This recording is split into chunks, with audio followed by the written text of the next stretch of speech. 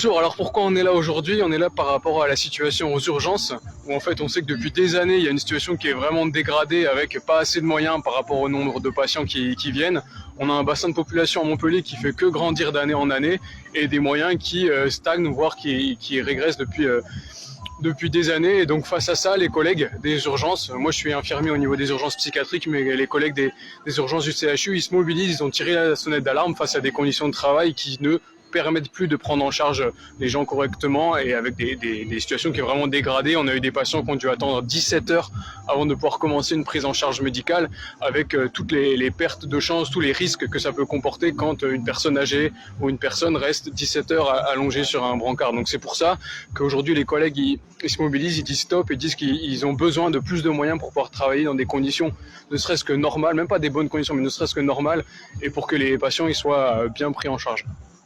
Est-ce que l'arrivée de cette grippe, plus le rajout de lits, mais le manque d'effectifs finalement, parce qu'on rajoute des lits suite à la nouvelle épidémie, mais en fait depuis 2021, on a l'impression que rien n'a bougé.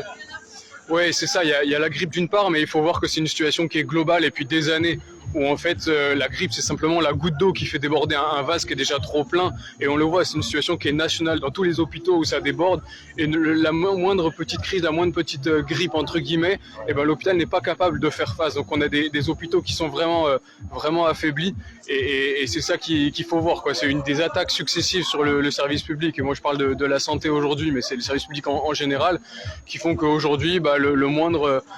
petit événement, on n'est plus en capacité de le prendre en charge correctement. Bon, ce qui est bien, c'est que les collègues des urgences, ils ont compris que c'était pas possible de négocier entre guillemets à froid, et qu'il y a eu depuis des années des négociations et des réunions à André Bénèche, et il n'y a rien qui se passe. Donc c'est pour ça qu'on pense que la négociation, en fait, elle se fait ici pendant le rassemblement, et c'est qu'avec un rapport de force qu'on pourra forcer en fait les directions à enfin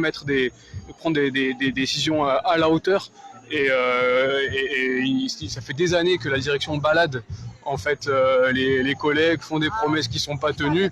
et maintenant on a compris qu'on n'aura que ce qu'on arrache, et c'est le sens du rassemblement aujourd'hui qu'on a fait et qui a renié assez largement, hein. Il y a des gilets jaunes qui sont venus, il y a les différents partis de mouvements politiques de gauche, c'était une intersyndicale avec Force ouvrière et la CGT. Je t'ai parlé des gilets jaunes, il y a les camarades de Honnête qui sont un sous-traitant du nettoyage, qui travaillent sur l'hôpital,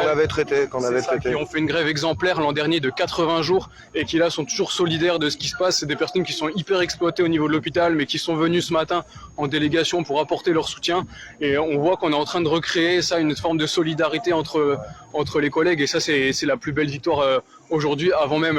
que les discussions nous en amènent d'autres.